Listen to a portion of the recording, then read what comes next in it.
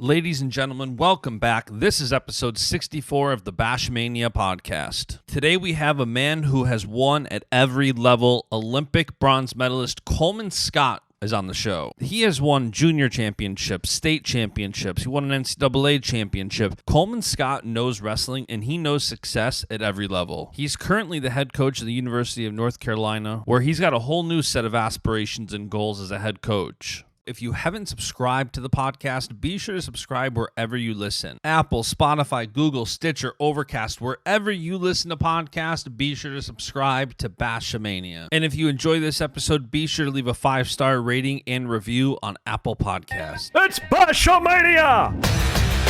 Let me tell you something, brother. He gave us everything he had in him tonight. What you gonna do when Baschamania runs wild on you? Oh, it's gonna be a good one.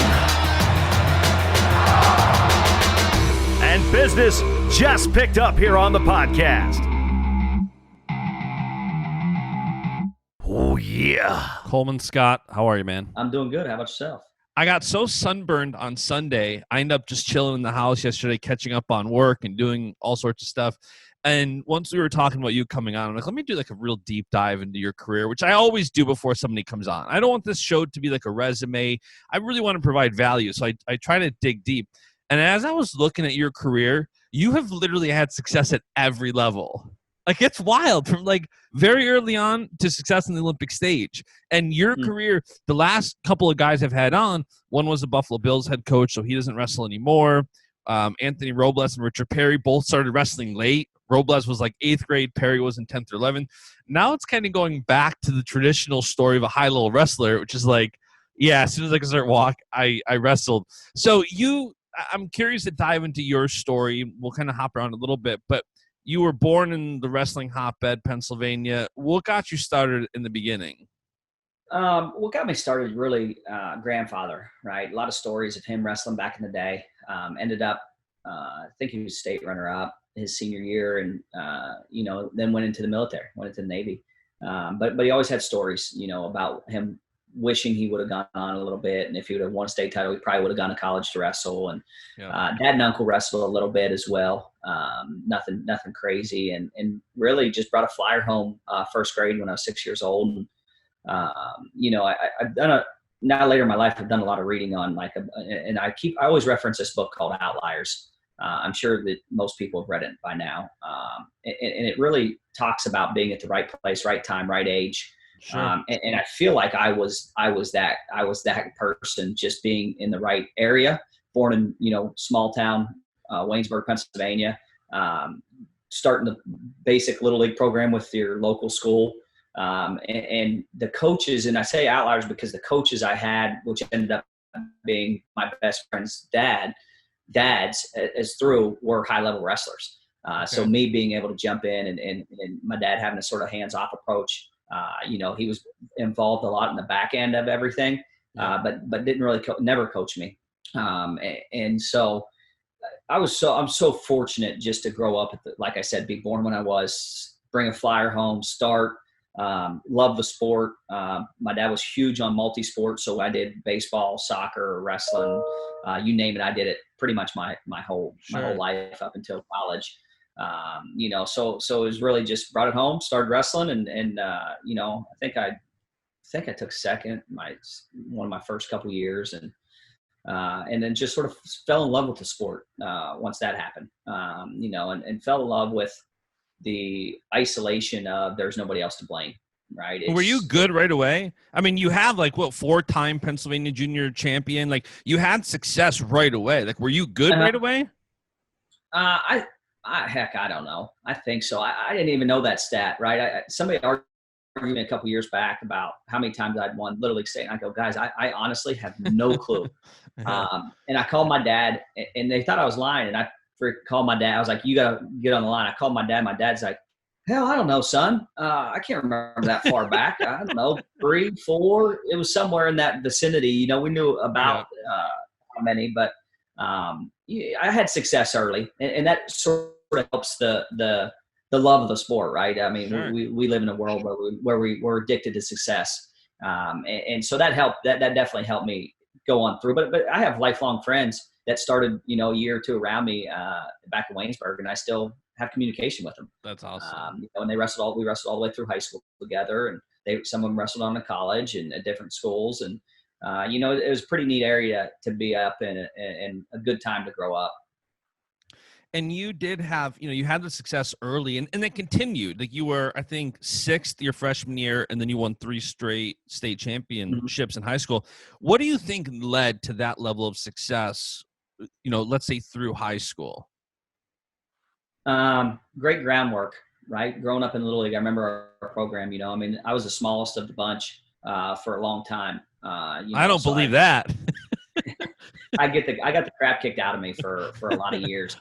I was just trying to keep up with the guys that were a year older than me, 2 years older than me.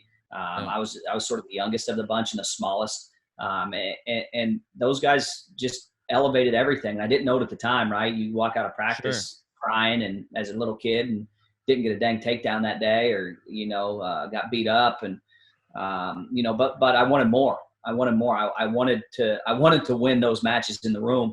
And then it just equated out on the mat. And that was the best part about it is having those guys. And as a kid, you don't know know that stuff. You don't think about that, right? You just think that, dang, that practice sucked. I got freaking beat up. But you always were just trying to catch those guys. And I was just fortunate they were good as well. They were state champs in high school, and went on to college. So it's really the groundwork that our coaches put in at a young age. A guy named Joe Throckmorton was really our Little League coach, and his son was one of my best friends, and wrestled at Pitt, was a starter there a couple times, around the 12 guy. So he knew what it took. And our fundamentals as a kids club were very, very good. We focused on what we should, that was going to pay off later in life, not what was going to win as Little League. And we just happened to win a lot because of it. And I think that, the biggest thing is all of our parents ran the club in essence on the back end, and then Joe coached and ran it. So we had this core group of parents of probably 8 to 10 families that are still close today, that still communicate. And there was never a downtime. Our junior high coach was one of the kids' dads, who was unbelievable coach, Ronnie Headley, and Drew was his son, who's coaching at Pitt now and All-American at Pitt. Lived about a mile from me. And then our high school coach was a guy named John Yates that wrestled at Pitt. Right. So we had these high level guys that understood what it took, and they all communicated very well with us going through. So it was sort of just those guys laid the groundwork for what we did. And that's I couldn't be more fortunate, or I couldn't even tell them thank you enough for what they did to me as a kid. Did that help you manage your own expectations for yourself? Because imagine if you become a state champion in 10th grade, now you do it again. Like, how did you manage your expectation to continue to get better while not just like repeating, right? Oh, I want to do that again, but you want to get better. How did you manage those expectations for yourself?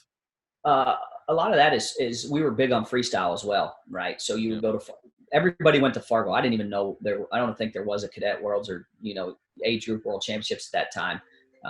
And so you're always pushing to that next level. You want to be the best in the state. You want to be the best in the country. And that was our mentality. We used to travel to Tulsa Nationals as kids. We went to all the tournaments. So you wanted to prove yourself in the state, but you also wanted to be the best in the country. You wanted to beat everybody. Yeah. And then, again, being very fortunate, the area we grew up in, Kerry Colette made the 2000 Olympic team, which was right when I was coming into high school.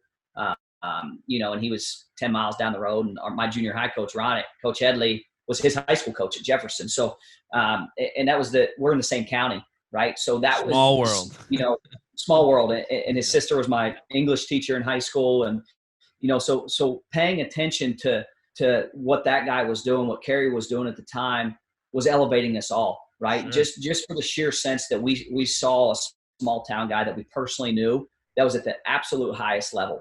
And we all had the bug a couple years earlier. That probably the 96 games. I know for me, I was 10 years old. It was just, I understood what the highest level of wrestling was at the time, which was winning an Olympic gold medal. I saw that, and all I told myself was that's what I wanted to do. That's what I wanted to do in life. Didn't care about anything else. I wanted to be an Olympic champion. And I'm going to do what it takes type of mentality. And we all had that, right? And so that drove us to be even better. And again, we were pushing each other. I didn't make the team as a freshman. I wrestled 112 because Drew Headley beat me every stinking time, and so he was at 103, I was at 112, right? And then we flip-flopped the next year because I really wasn't big yet, so having somebody like that, it keeps you honest, right? When you walk out of high school day and you lost 3 freaking matches that you wrestled that day, and you're going like, I thought I was good, but those guys I was chasing them, so that was really my mentality to it. And then as you got older, I wanted to win cadet nationals and junior nationals, and then you see the recruiting phases. Hey, I want to, I didn't know what I was completely open. I had no clue, no pipeline anywhere. I just wanted to be the best I could be. And, I didn't really develop, I wanted, of course, once John talked to me at Fargo one time, I was like, okay, how do I not go wrestle for this guy? Type of thing. And then that was, hey, I got to do everything I can to have that. Was that the path to Oklahoma State? Was that anytime anybody comes on here from Oklahoma State, it's almost like an obvious answer. Like, what led you to Oklahoma State, right? I mean, you have John Smith there, who's such a legend. What is that strictly what led you there? Nothing else mattered. He was the coach. This is where I'm going to go train under. That started it. That definitely got my attention, right? I remember him talking to me, and I was starstruck, right? And I was a junior in high school, right when the recruiting didn't start till July 1, going into your senior year. And Fargo, of course, is mid-July, so it's the first communication I had with him. And Kendall Cross actually introduced us. I knew Kendall a little bit from my club coach, Ty Moore, growing up. Ty and his brother, of course, is Teague. And so we had a little connection already to OSU. And I was like, that's where you need to go. And then Kendall was at Fargo, and he introduced me to John. And when John talked, I was starstruck. I was in awe. And talked to my dad. I was like, hey, this is a place that, really I want to go. Or I want to see, and my dad was hesitant, didn't know John, didn't know anybody from there, never been to Oklahoma other than Tulsa Nationals, never, and it just sort of materialized from there. And then once I went on a visit, and, Mark Branch and Pat Smith picked me up, and I got to know those guys, and I was like, wow, this is what I'm talking about. Of course, they'd won a national title the previous year, and right. They're the hot name in wrestling, and these guys are cool dudes. More than anything, they were just good human beings, and the team was unbelievable. It was the most tight knit team I've ever seen.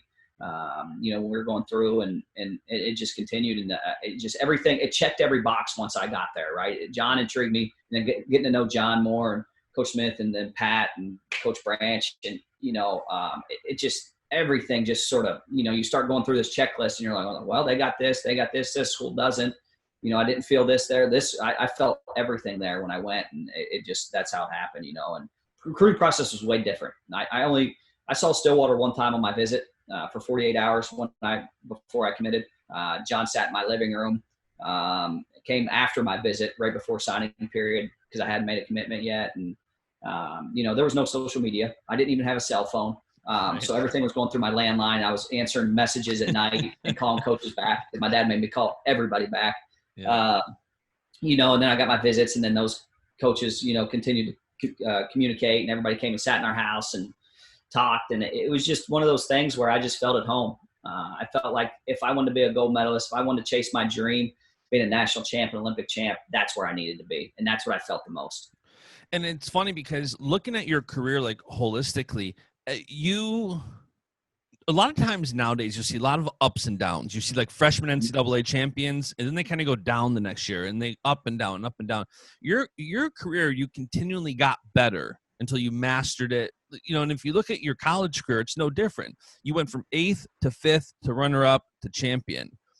What do you think led to that success where you were on that forward progression and you kept going until you finished with an NCAA championship? I'm sure so much went into that, but what do you look back and think, okay, this is what I was able to do to continue to get better and end up with that national championship? Again, I go back to chasing my teammates, right? You look at your team. I wanted to do everything I could for us to win. My first 2 years, we won a title, and nothing felt better than as a team to accomplish something like that. But, my freshman year, we had 5 NCAA champs and 2 other All-Americans. And I think we had 2 or 3 of them returning. So for my sophomore year, and I wanted to just be like those guys. I was just doing everything I could to keep up with them and to make sure I wasn't letting the team down, type of thing. So that was a big part of it. And of course my coaches, man, I remember, developing my elbow control series after my sophomore year. And I went from 5th at 25 to 2nd at 33 the following year. And, I really just had an open double. I was tough on top those first couple of years, and then developing some other controls and some scores. And, Pat Smith working with me one summer, that summer, solely, I didn't wrestle any freestyle. And it was like, hey dude, this is what you're going to do. And you're not going to do anything else the rest of the summer except for this control. And you're going to learn how to score from it. And it just kept developing. Every step I took, there was somebody in my wrestling career coach life that helped me develop something. I don't want to say new, but just broadened my horizon to it. Yep. And I just attached to it, and I just kept adding on to the game. And of course I feel like, with your career, you get smarter. You learn how to wrestle your style. I wasn't trying to emulate John, because nobody can, right? I wasn't. Right. I was just trying to take from him, take from Pat, take from Branch, take from Guerrero, Espo, whoever it was, Mako. I mean, just take from all those guys and make it my own. If I can take one thing from everybody and make it my own, it's going to be unbelievable. And of course, those guys worked so stinking hard. I was just doing what they were doing. I was literally, I walked in as a young freshman going like, wow, this is what it's about. I'm just going to follow these guys. They're winning. Why not? So I was trying to do everything that they were, with weight wise, which I wasn't very good at, but, everything else I felt like I was lifting harder. I was working harder, and you always think you're a hard worker until you get to the next level. And there's always somebody else going, damn, that's what I need to do. Right. And that's what I was just sort of doing, just chasing that. And then you just, John, after college, I did this really well, but I felt like, really after 2011, I focused in on what I needed to do. And I eliminated everything extra. My life was such a Groundhog Day, and I loved it. I knew what time I was waking up. I knew what I was doing at this hour, and it was the same every day. I didn't worry about everything else. At that, later in my career, I was married, had a daughter, leading up to 12, but it simplified my life. And John always said, the simpler your life becomes, the more success you seem to come to you. Right? When you're scrambled and you're crazy all the time, you're trying to keep up. You're sort of on a stationary bike. You're going really fast, but you're not going anywhere. And so when I eliminated, I had huge distractions, but I just didn't care. The whole world could have collapsed around me, but as long as I was waking up at 6, eating here, going to work out here, right. Coming home, eating lunch, going to work out here, having dinner, going to bed, repeat. I didn't care if the economy was crashing, and it was in 2008 and on, right? It didn't bother me. I was living the simple life. I was getting a small paycheck that barely covered the bills. My wife was working, and I was just doing my job. And that's when I realized that everything sort of came together. And as I went through college, I realized, now looking back at it, I sort of did the same thing. You engross yourself in your work and just let that take over and let the process play out. Don't say, hey, I'm going to win this match. No, I'm going to make sure I'm prepared to do the right things, and the wins will take care of themselves. And did your perspective evolve? Like, it looked like I was, just before we started this, I was watching your senior NCAA finals match where you pinned Slayton in like a minute, right? And you look relaxed going into it. You looked like your I don't want fits your focus or your perspective, but it looked proper. Did that evolve throughout college to even like learning, having that self-awareness of, hey, I can't be John Smith. Hey, I can't be this guy, but hey, I can learn something from John. I can learn something from Mako. Did your perspective continue to evolve? Absolutely. I remember the hardest loss to date in my entire career I've ever taken was that my junior year national finals against Matt Valenti. I felt like I went out and I got sort of the only takedown of the match, but he beat me, and it's still today, it haunts me a little bit of being my hardest loss ever. And I remember feeling after that, I was like, I was struggling to recover for weeks. That's all I could think about. It's all I was in this sort of, down. I remember sitting in John's office and he goes, what, are you satisfied with being second? Right? Is that okay? And I'm going, and I was so mad at him. for thinking that it was okay with me. Right. Right. And things like that just drove me. And I struggled a little bit, getting, my weight and stuff. I had a little injury at the beginning of my senior year, and, but that things like that. And like you said, my perspective changed. Going into that finals my senior year, everybody's like, you're a senior, you hadn't won yet. The pressure, I didn't have any pressure, and as we were told in college, pressure is a privilege. If people are watching you, right, and they're quote unquote putting pressure on you, it's because you're doing something special, right? Sure. So that's earned, right? But I remember sitting in the hotel all day with Espo, and Zach was with me that entire day. Eating a couple times with him, but just sitting there talking through stuff, and just being relaxed about everything, being like, hey guys, this is. I felt like I was going to win that match no matter what, just from where my mind was, right? And I think we all felt that way, right? I wasn't looking at, hey, let's get this monkey off my back, and this is crazy. I got to win. I got to win. No, I knew everything I had done leading up into that point of not just my year, but my life.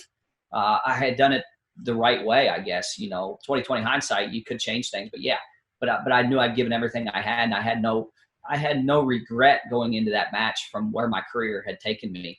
So I was focused, relaxed.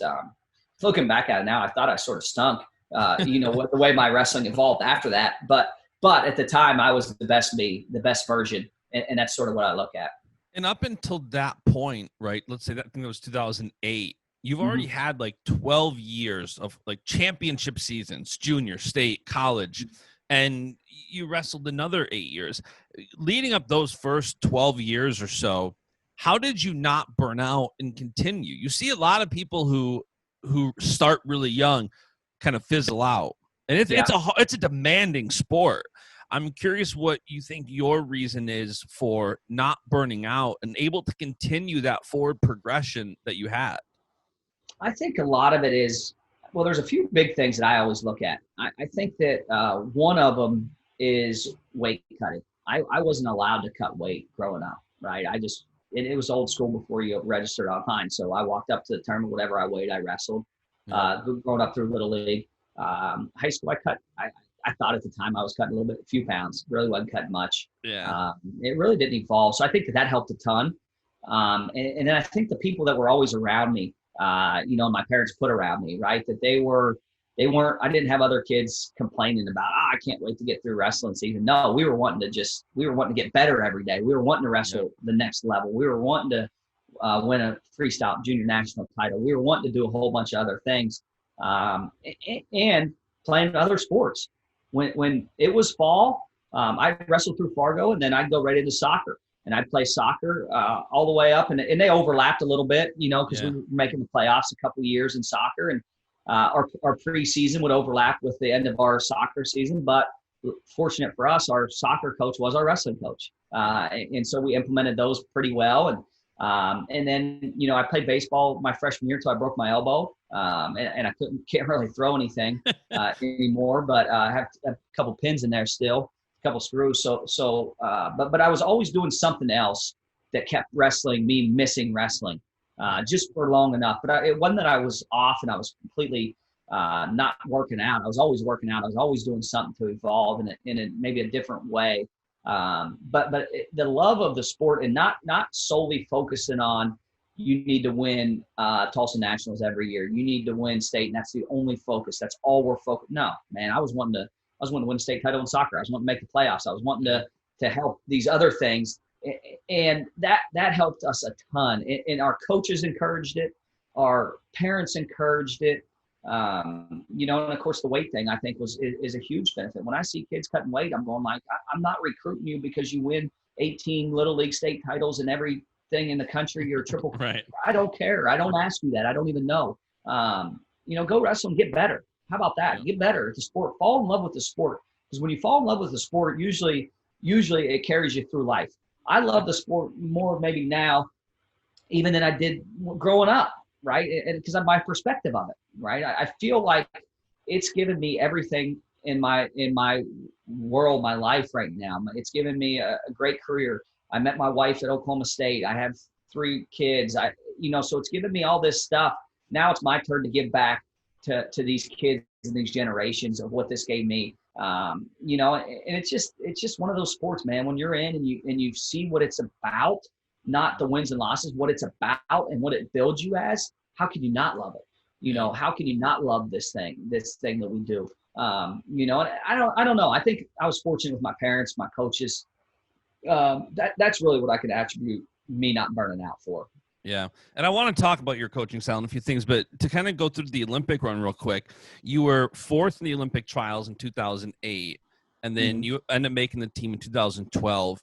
When you look back as a whole of that chapter, that 4-year cycle, what can you look back and say that's what helped me to push through and make the team in 2012? So I took third, 9, 10, and 11. Right. Yep. And I remember I went as a training partner in 9 and 10. And 9 was Shad Bunch, was a world team member. 10 was Mike Zadek. 11, Reese Humphrey made the team. And I didn't go as a training partner because I was so pissed off at myself. And I was tired of getting third. I was literally tired of getting third. I didn't feel like I was doing everything correctly with my diet. I was training hard. But there's always these little things that you can change. Sure. And so I took a deep dive in that. And I remember my dad talking. Of course, he was at all the Olympic or all the world team trials, everything. I remember sitting down with him after 11, and it was in Oklahoma City. My daughter was born that week, like literally Monday. We planned my day off for Monday. I worked out Sunday. Had her went to the hospital on Sunday night. Had her on Monday. I wrestled on like Friday or Saturday, right? So I remember him sitting down and going like, hey, dude, you got a college degree. You've got 2 minors. You know everybody in the wrestling world. What are you doing? What are you doing? You've got a wife and a child right now. Are you going to continue to do this? And not saying you're not doing good, but, you know, real world, you got to make some money, man. Your wife's working 40 hours a week. You're on her insurance. You know, there were so many factors. Are you going to support your family? Is this something that's viable? And you don't want to miss an opportunity just because you want to chase this dream, right? And that moment, I'm going like, what are you talking about? I'm going to be an Olympic champ still. And he's like, well, you've been third the last 3 years. You hadn't had an opportunity, right? What do you better come to realization something might need to change, or, you know, and at that moment, I knew that 12 might be my last year. I wasn't dead set on it. I wasn't dead set on wrestling yet. In that moment, I changed a few things in my diet, in my training, in the way I thought about things, and you know, having a daughter really changed the perspective of my life. Sure. What it was about, right? It was about supporting them and how I was going to do that.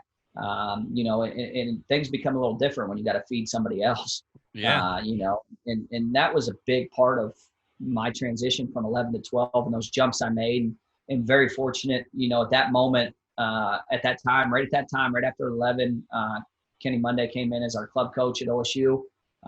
So gave me a different outlook on some of the things I was doing technically, stuff like that. So just added, you know, somebody, we had John and Zach and Guerrero, and then you add Kenny.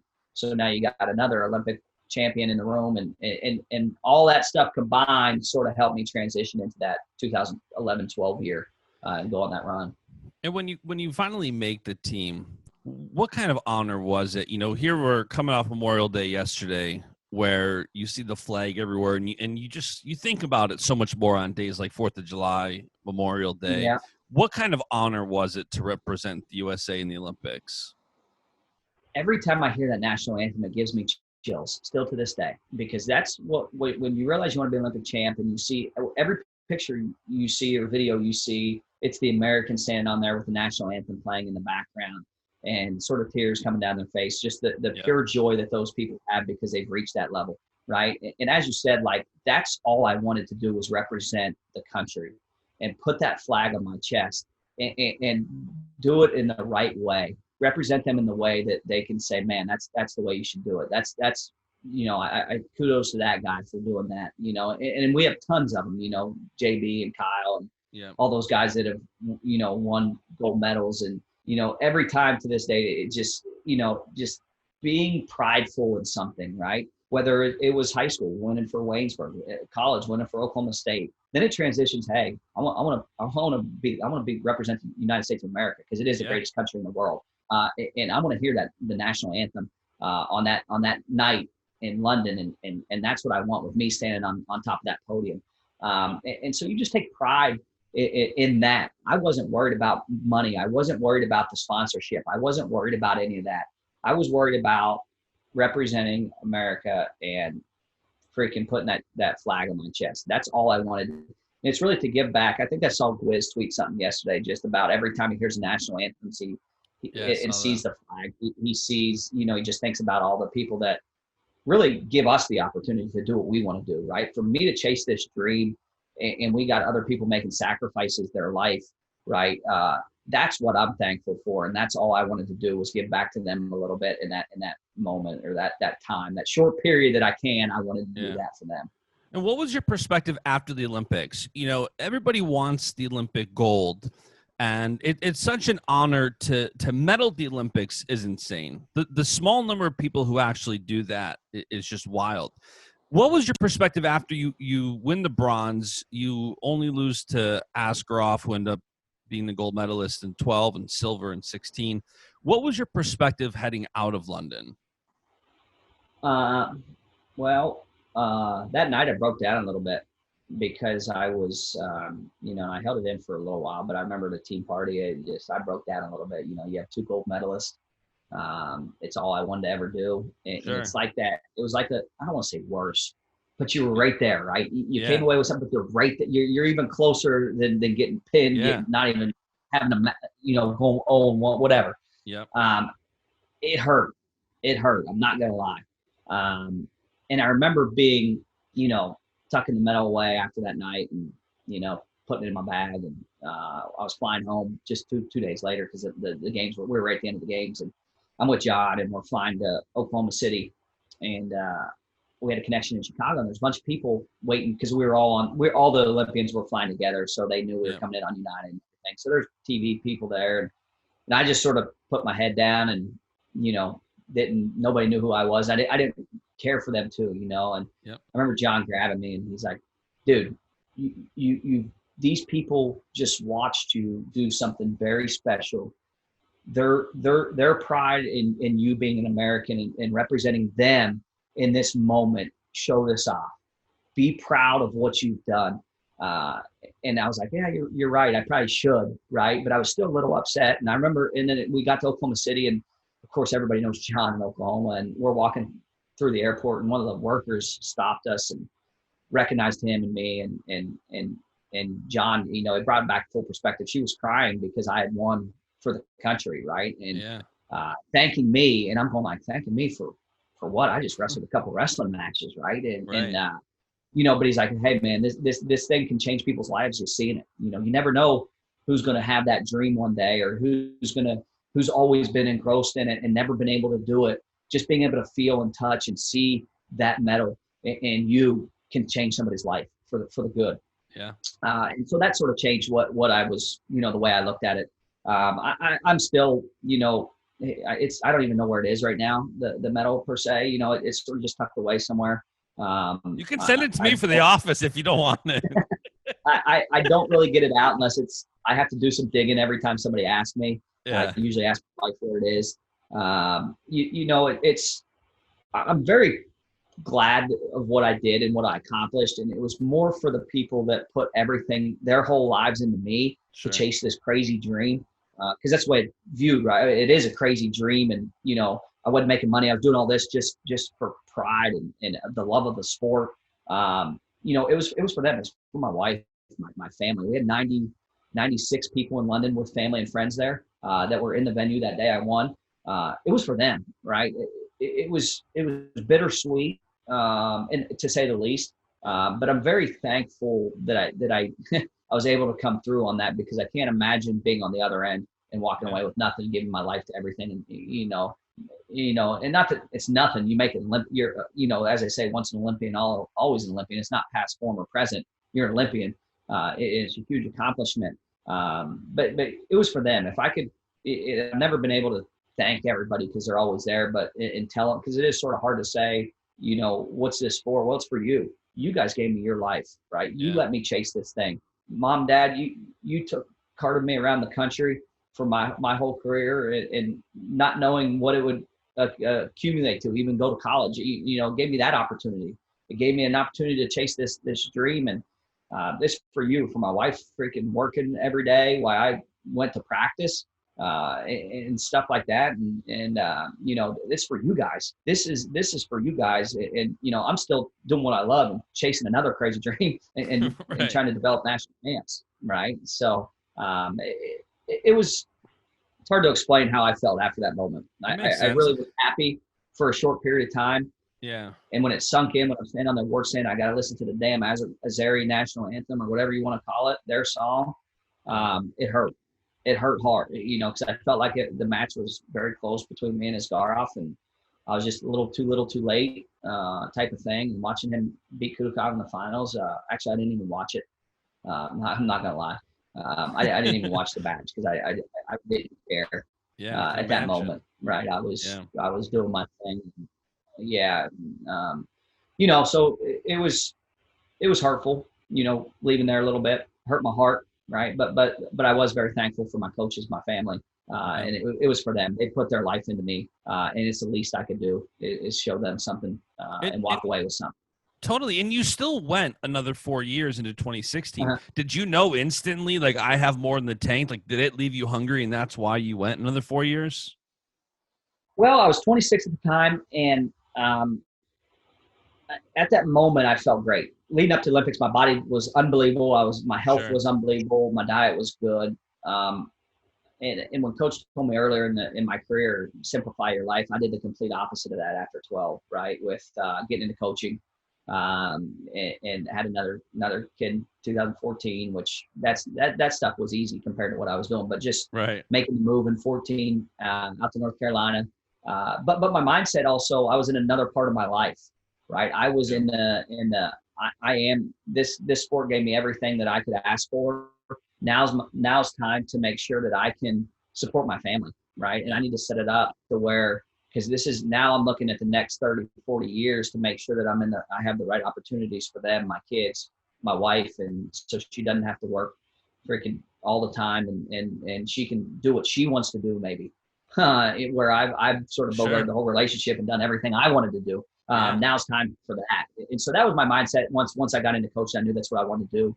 But again, I don't regret any of it. Did I reach my ultimate goal? Could I have been in a better train? Absolutely. But I have zero regrets. I gave it everything I had. At the moment, I thought it was the right decision, and I still believe it was, right? If I'm in that situation again, I'd probably do the same thing. I could have stuck around and just said, no, I'm going to train. I'm going to do this. I was getting older. My body definitely felt that next 4 years, huge transition in my body with the sense of the recovery. I just couldn't recover as fast as I could those prior 4 years, which makes sense. You get into that back half of your 20s, you feel that, right? And I was stubborn as hell and not making a few adjustments in my training. I was trying to do the same things. And then, of course, when they came back out with the new weights, I was stuck. I was a true 60-kilo guy. Most ideal weight for me. I could be big, but not too big. And I just sort of leave my body out when I was making that weight. And it wasn't a huge weight cut. And then, so coming into 16, it's like, hey, dude, you get big and feel it wasn't my right feeling. I don't know. I should I have done that? I don't know. But I went down to the next weight. It's 57. I don't know. I don't regret that decision. Totally. And I think it's easy to always look back and say you have regrets, even if you didn't, just because sometimes people take that as the easy way out. Like, well, I would have done this differently, or in hindsight. But and I don't think I would have. Right. I just think that 57, it sucked making weight. Absolutely sucked. I never felt worse in my life. But again, it was, hey, I'm going to do this and I'm going to do it the right way. I remember my dad and my wife actually were the front runners on that, right? And they're like, hey, dude, you've beaten all these guys at 57. Because I grew up, they were at 60 and 50. I've beaten all those guys. And throughout the last 7 years, at one point or another, I competed well with them. They're like, you can be an Olympic champion at 57, no doubt in my mind. I trained around. I only weighed 143 to 145 when I was training, so that was the next weight up. And they're like, you're going to add 15 pounds of weight? How? It's not going to be good weight in a short amount of time. I could definitely do it. As you can see now, I can do it. It's not hard, but it's not a great weight. You know, and they're like, you can be it. And I remember we were coming back from something with my wife, and we were in the car. We were here in North Carolina. It was 2015, maybe the summer of 15. I just not made the team at 60. And I just sent a text to Coach Smith. Do you think I can make 57 kilos and be the best in the world? That's all I said. And he replied back with capital yes and about 8 exclamation points. And I was like, all right, I'm in. Right. And that's all it took. Right. And my dad and Jessica had already been pushing me a little bit that way. And so I was leaning that way anyway. But as soon as he said it, I said, okay, I'm in. I'm 100% in. We're going to do it this way. We sat down. We got a meal sponsorship because I was head coach. I was just becoming the head coach at the time. And so it was hard to meal prep like I'd done leading up most of my career.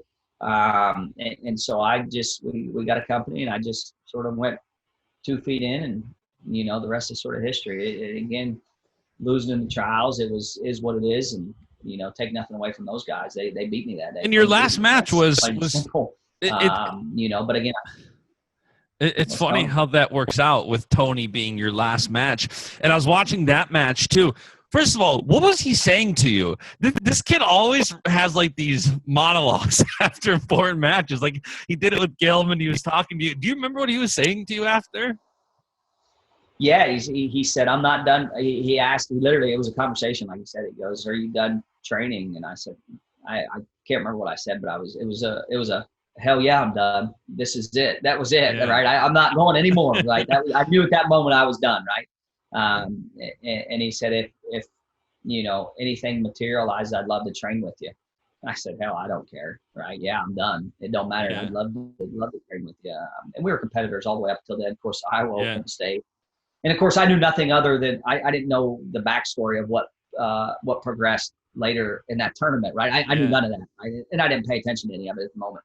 Sure. Right, and you know, funny story. So he beats me, and you know, I'm sort of, I don't know, so I wasn't sulking. Hell, I lost, and I think it was harder on my family knowing that I was done, and what the hell are they going to do for the rest of the next so many years? There's no wrestling, there's no following us around, and going around the world and every tournament. And but the next day after the tournament, we loaded up, and we're driving. We were flying out of Chicago just because we had the whole family there. I had, you know, Jessica and the 2 kids, and and so we're driving to Chicago and sort of just talking. The kids are sleeping in the back of the car. I remember to this day we're talking about Jessica and I, and she's writing an Instagram post, crying about our career being done, competitive. And I'm going like, oh, what are you crying about? Who cares? It's done, right? I lost. It's done, you know. She's like, yeah, but this has been our, you know. Anyway, she was writing, and I get a call on my phone from a Chicago area code, and I'm like, it's odd. I better answer this. We were heading to Chicago to fly out. It could be something with our flight. And I don't know why I thought that. So I answer it, and it's Tony's brother, Frankie. Yeah. And he's like, hey, this is, and I never met Frankie, didn't know who he was, nothing. And he's like, hey, this is Frankie. I'm Tony's brother. You can hang up right now. And I'm like, nah, dude, that's not me. What's going on? And I love wrestling people. Really you can hang up right now. Yeah. Yeah. And I still hadn't even watched what the press conference of Tony. I had no clue what that was, what he was talking about. Right. I was going like, I'd heard this stuff, but I never watched it. I didn't, again, I was done competitively wrestling. I was hanging out with my family. I didn't really care. And he's like, Tony's going to make a move. And I sort of start asking why. And he's like, you didn't watch? I was like, no, hell, I didn't watch anything. I was just, maybe might have seen it, but I didn't hear the chatter, but I didn't know the ins and outs. And anyway, we're going early so we could get some, of course I was done wrestling. So we're going to go get some Chicago deep dish pizza. Cause I, just binge on that a little bit, eat everything I could. Sure. And I said, hey, we're going to this restaurant if you want to meet us. And he was already back in Chicago, and he went and met us and sort of introduced himself. And my wife's sitting in the passenger seat going, absolutely not. Nope, not happening. Cause she's ultra competitive. So she's like, Tony Ramos is not coming, and I called my assistant coach. Is like, all right, guys, I got something crazy for you. I just got a call, and this is sort of where we're at. And they had a pause. All of them had a pause. And I remember Neil Erzman coming on. He goes, so before we go down this, is this okay? Are you okay with this? I'm like, I don't care. My mindset's changed. If this can help the program, hell yeah, I'm okay with it. Yeah. And he goes, all right, then it's the best idea I've ever heard. Let's do it. And they were real hesitant to say anything. And Right. anyway, he came out and visited a week or two later and liked it. And we met him and Megan. And of course, it was sort of, now it's, shoot, we talk every day. They text with his wife, my wife text all the time. And, they see each other every week. And, so it's sort of the rest is history type of deal. And, I didn't care at the moment. I don't care. Hell, he beat me. They're not can combat. I don't care what the score, dude got his hand raised. I didn't. I'm not going to sulk over. I'm not going to hate him for it. Right. Now we're trying to build a program together, do the right things together. And I think we're doing fairly well at it. For sure. And when you stopped competing, did that help that transition from athlete to coach? Because I know I hear from a lot that it's a tough transition to make. What was the transition like for you? And when you kind of stopped doing both, did that make it easier? In a certain sense, yes. It was hard to find what I was looking for in life at that moment, right? Sure. Like, okay, I've chased this one thing for 20 years. What's next? And I just went full in, engrossed myself, and we're gonna have a national champ first. That's where we're gonna start. We're gonna start with All-Americans. We're gonna start with national champs. Chase team trophies. We're gonna do the maximum of what we can do in the college athletics realm. I want to coach world team members. I want to coach world champions, Olympic champions myself. And so I just went that route. I just went fully engrossed. But yes, it was an odd transition to say the least. From April of 16, leading into that year, of what my goals were, right? I sort of had to reevaluate. I've had one goal my whole life. I had to go back to quote unquote the drawing board and say, okay, what's next? What's next? What are we going to do when we're not traveling the world? But when one door closes, about 8 more open, and you figure out different ways to get better in this realm. And coaching and doing different things and, helping out with USA Wrestling.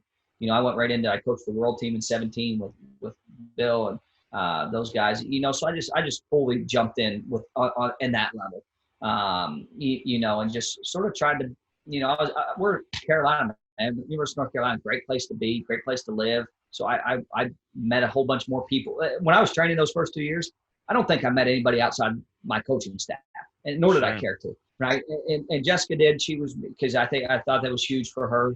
But now we know a bunch of local people. We know people that are born and raised here that are move-ins. Right. And we've got all these friends outside. And I sort of, jumped in that way and said, okay, now I need to start getting involved with the community and what we're doing and letting people know about what Carolina wrestling is and what we're doing. And so it's definitely opened those doors up in that sense. And, again, it was one of those moments. It was tough. For me, I remember restless nights, not working out and just going like, what am I doing? What am I doing?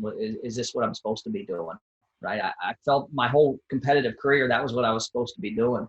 So I questioned myself a little bit in that sense, especially when there's struggles in life. I think we all do, when there's struggles with the team and, and not winning like you thought you could. And, but not losing focus of what the goal is at that moment, right? Not just saying, throwing my hands up, saying, I'm done. This is too hard, right? No, fighting your way through that to get to where you are now. And, you touched on it a little bit about your aspirations as a coach, but when you have won at every single level as an athlete, you've won on the junior level, you've won on the Olympic stage. What does that do when it translates to now you're a coach and you have aspirations, it sounds like, to check every box you can possible, world, Olympic, NCAA champions. Do you have specific goals and aspirations as a coach? Absolutely. And I'm a realist, right? I understand that just winning at every level doesn't make me a great coach, right? I've got to learn to be a great coach. And I've got to, when you stop learning, you stop growing. Right. And if I right now, it's like my wrestling style. I was going to take one from Mako, Espo, Pat Smith, Branch, John, make it my own. I do the same thing in coaching. That's my mindset now. I still talk to John. I still talk to all the alumni, OSU alumni that are head coaches. And assistant coaches, and I'm always picking their brain and asking, hey, what are you doing here? What's your thought process on this? Right. I'm always trying to grow in that sense, because I feel like that's how we keep elevating ourselves. Right. Yes, I want to coach individual national champs. Yes, I want to chase team trophies. Yes, I want to coach a world champion. Yes, I want to coach junior world champion. Yes, I want to coach, Olympic champion. I want all that. I want to coach every athlete that I want. I want them to outdo me every bit of the way. And I'm going to give you sort of the way I did it, the people I was around. I've won team titles at a lot of different levels. I've won individual titles at a lot of different levels. I'll give you everything I know plus everything I've learned. I'm going to be an open book. How I tell our guys, it's a two-way road. I'm going to give you everything. I'm going to pour my heart into you. I'm going to open the book. You'll have everything from everybody I'm around. You got to give me everything, and we'll get there together, right? And that's sort of the way that we progress as a program. Two-way road. We're going to give you everything. You're going to do everything. And my goal hasn't changed now that I've looked back on it. My goal hadn't changed. Let's be the best in the country, best in the world. That's it. Very easy to put it on a piece of paper. I want to be a national champ. I want to be an Olympic champ, and I'm going to keep progressing through these stages. I'm going to grow along the way. My mental capacity is going to be more. I'm going to learn more. I'm going to do more, whether it's mentally, physically, technically. I'm going to keep growing in every aspect of life. And that's sort of where I'm at now. Now I'm even, transitioning into my kids, right? I want my kids to be open-minded. I want them to chase greatness, right? I want them to look at it and say, if there's one thing I've learned, it's hard work. And that's how you get there. There's no secret recipe to being great in a lot of things. No, work your ass off. The things will come, right? And again, having no regrets in life is huge to me, whether it's coaching or wrestling or parenting. At the moment, doing what's right in front of you, and go with it. Don't second guess yourself. Go with your gut. Have discussions and move on. Don't look back, say, we could have done this, because there's a lot of things I could have done differently now looking at the results of it. I could have done this. It would have been. I don't care about that stuff. I live in the moment and what's in the future. I don't care about, the past is the past. I'm not going to try to change it. It's unchangeable. So keep striving to be the best that you can be. I'm not here to change you as a wrestler. I'm here to make you the best you, plain and simple. Yep. And is one of those aspirations on the RTC level too? You have JO there right now, which to have any RTC who has a front runner like JO is, I think is incredible for an RTC to boast. Do you want to build the RTC alongside the college program as well? Yeah. Winning Olympic medals, you got to do it, right? Yeah. The way I look at it is I want to build from within, right? And I'm not quite to that point yet. I think I have guys on the team that can, when I say build within, I want alumni filtered into that, right? I'm not going to spread my wings too much to fall flat on my face in a couple years. Yeah. Right. So I'm very selective. I don't want to have 10, 12 guys. We're just not to that point yet as a program that can support that. Yeah. Right. So having Kenny and Jo and a couple other guys filtering in the next couple years, and we have a couple more in there, and we're just going to grow it slowly, grow it organically. And yeah, I talk to Jo and I work out all the time, and I tell him every day, I want you to outdo everything I've ever done, brother. I'm gonna help you any way I can. And he's made great strides here, because of the relationships we have with him. And that's more importantly than, I don't know more skill than every place he's been. No, but our relationship's unbelievable. And I think that's helped him progress more than any place, just because of our relationship and what we're able to feed off of each other. We're able to have the hard conversation. We're able to talk openly. We're able to sort of call each other out. We're able to train hard and get pissed off at each other and walk out of the room and nothing be wrong. Right. That's how we operate. And because I've known him since he's been a kid. So we're definitely going to grow it eventually when we're to that point. Again, I'm not in a rush. I don't want to be in a rush. I wasn't in a rush with our team, with Carolina. I told my staff, my admin, this is the way I want to do it. It might take a few extra years at the front end to sustain for the next 10, 20 years. We're going to do it the right way. We're going to do it. We're not going to take shortcuts, because at the end of the day, then you're every year you're having to, boom, I'm having to do something. I got to do that. No, we're going to grow it organically. We're going to develop kids. We're going to recruit hard. We're going to develop kids. And that's our goal. We're not gonna. I'm not gonna get the best kid if he's not the Carolina kid. That's plain and simple. I'll get the best kid for us, and we'll do everything we can to make him the best wrestler in the country. And speaking of growing the North Carolina program, I mean, it seems like you're there. It seems like you're doing that. It sucks that, NCAA's got canceled this year, but I think you guys had a winning percentage of .823, which is the best since like 1997. I mean, UNC program is building. The ACC as a whole the competition is growing. What is your perspective heading into this next season where you have guys in the team like an Austin O'Connor? You have substance to this program you're building. What's your perspective with it moving forward? Again, it comes back to what my whole career was. I got somebody to chase. NC State's doing great things, and Virginia Tech, they've already taken home team trophies before. Yep. Before I got here and when I was here. And my perspective of our team is, man, we're just such the beginning stages of what we're doing. I had at the ACC championships, I had 7 out of 10 freshmen, sophomores in the lineup, right? And so we're young such program. We're young, and we just keep recruiting and developing. And that's the mindset we have. Do everything, well, like I said, organically in the right way. And this team, very special team as a whole, right? They pushed each other. I don't want to say stress-free year, but because there's always stresses. But man, when I walk into practice and I just have to sort of tell them what we're going to do, and they do it to the fullest, and I don't have to get in anybody's butt and say, hey, this isn't how you. No, man, they were holding each other accountable, and that's when I knew we were going to have success. When they made that turn of going like, this ain't all right. That's not us, and they're calling their other teammate. That's not who we are. We don't do that. I knew that we have some special leaders on this team. That's what it boils down to. Having the right kids that are leading you in the right way. Because as a coach, you do so much. As I say, you can lead a horse to water, but you can't teach it to drink, right? These kids have to give you something, and they've got to do that same thing, and they are, as a whole. Very tight-knit team, and so I just see my perception on our team is we're just starting, man. We're just starting of what we want to do. Our growth is going to continue. We're going to keep developing. Guys like Austin, he's a heck of a leader. And we're going to keep developing him. He's going to be better every single year he steps on the mat, and that's my goal. Of course, third as a freshman, and so we got 2 seed going to the tournament last year. And I truly felt like with the tournament he was prepared to have, he's going to be a national champ.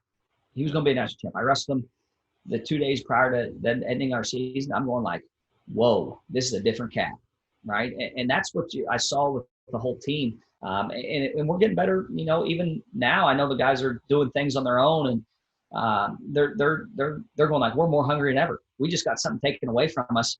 We're going to be better next year. Now they're taking pride in what they've done, not me, what they've done and what they've put out on the mat. They're taking pride in that, and it's not a pressure; it's pride. And again, like it was for the American flag, for me, it's slapping that NC on their chest and say, hey, this is us. This is who we are, and we're going to show you.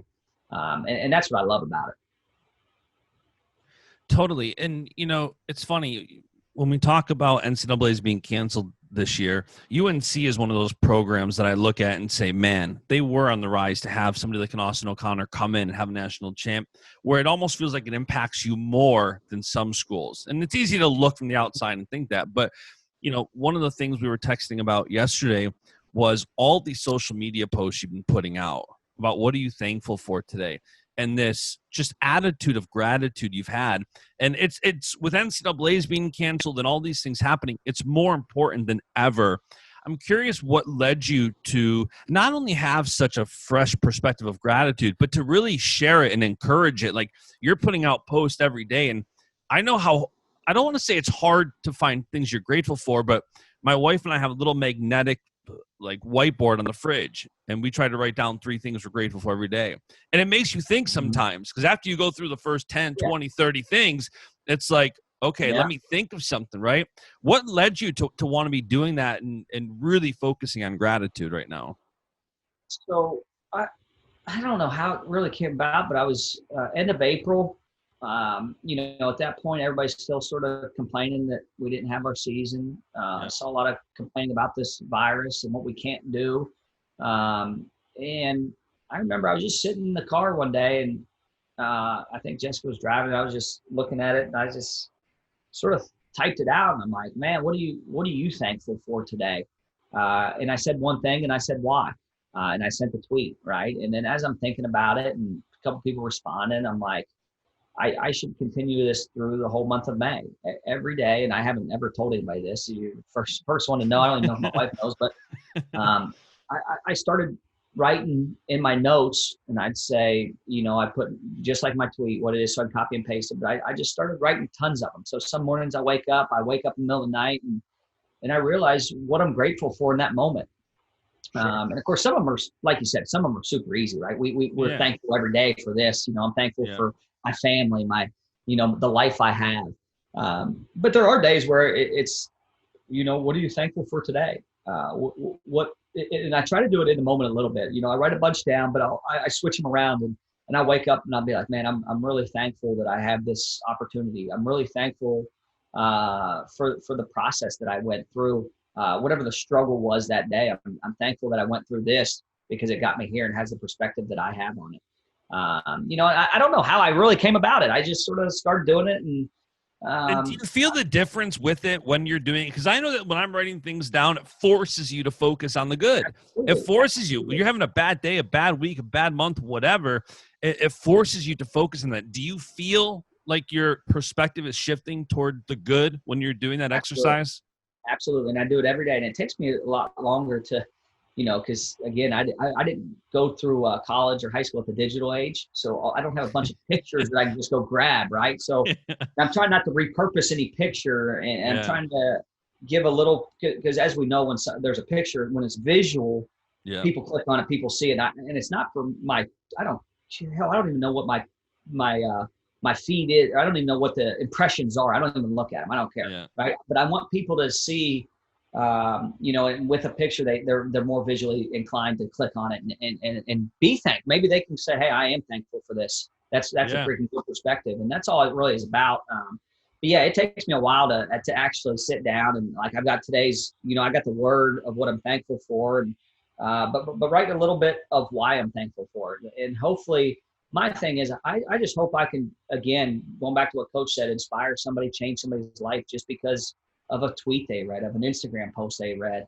how it relates to them. And that's really what it's about. It's about impacting the next generation, because I think that, and I give it a bad rap. I think social media has a bad rap. I'm not a big fan of it and it's not because I'm not a fan of it. I'm a fan of the bad implementation by a lot of people from social media.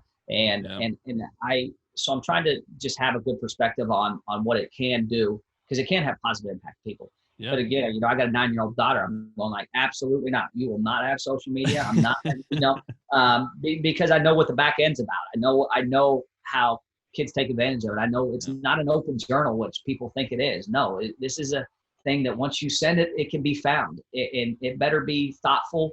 It better be something that's not a lie. It better be, just I see too many people ruin a lot of things with their implementation of social media. And so I'm maybe just trying to get myself, because before this thing started, it was probably a year before I had an original tweet. I don't tweet. I don't post picture. That's what was so fascinating about it. One of the things is I know Coleman. He's not the biggest, No, I'd care less about it. Yeah. Care less about social media. I mean, I didn't go up in that, I didn't have anything in college. I didn't have, I just got a Twitter when I was, I think 2012, JB got me to get one. And, so I never have that. I didn't grow up loving it. It doesn't do anything for me. It's just a rabbit hole that you can chase down. It's not always a lot of good, and so it is what it is. I just trying to hopefully I can inspire somebody to be thankful, because we are living, and again, going back to Memorial Day, we're living this life because of other people. It's not because of what I've done, right? It's these people before us that have given us this freedom and what we have in this great country and this place to live and have an opportunity to I coach wrestling. Nothing better in life than at a beautiful, amazing school. Yeah, like it was a lot of people before me that is the reason I had this opportunity, right? And that's what I'm just trying to express, just the gratitude and the thankfulness of all the people that have come in my life and that are still in my life. And I hope that they can, because it is an easier way to reach a big portion of the people that I'm around. And so it's something that I've always wanted to focus on. And I think that this with great struggle, which we're in with this pandemic, great opportunity comes about, and it's sort of one of those things that I'm trying to make it a better platform for myself. For sure, in that sense. For sure. Well, listen, man, I appreciate this last hour of yours. It's so many golden nuggets in this from start to finish. Anything else you want to end this with before I let you go here? I'm sure you're ready for lunch or something. You got more calls soon. I have more calls and putting my 2-year-old down for a nap. And but no, I appreciate all the time, man. Everything you're doing for our sport. Again, being thankful for people like you that are giving us a platform. Sure. That we didn't typically have until as of recent. That's huge for us, and it's what you guys are doing. Couldn't be more thankful for people as yourself, not really just for what you're doing, but for who you are, being real, being honest person, and that's what I'm thankful for people. Dude, like it's like the biggest, it's the most selfish thing in the world doing this podcast on one regard, because these are all conversations that, like, I think the last time you and I got to actually sit down and talk was probably at Who's Number One when Tony competed like 3 years ago or something. We don't get to have these conversations, but this podcast kind of forces them. Like it gives you the ability to have them. So it's such an honor to be able to do it. So, all right, listen, man, thank you so much for taking some time, and I'm sure we'll chat soon. Yeah, have a good one. And that is it for today's episode. Thank you so much for tuning in. I hope you enjoyed this conversation as much as I did. If you did enjoy this episode of the podcast, be sure to leave a 5-star rating review on Apple Podcasts, and be sure to subscribe so you don't miss out on more episodes. For more wrestling content, be sure to follow Baschamania on Facebook, Twitter, and Instagram, and follow me. I'm at JBash on Instagram and at JustinJBash on Twitter. I'll be back with another episode shortly. See ya. And the beat goes on. It goes on. It goes on. It goes on. It goes on.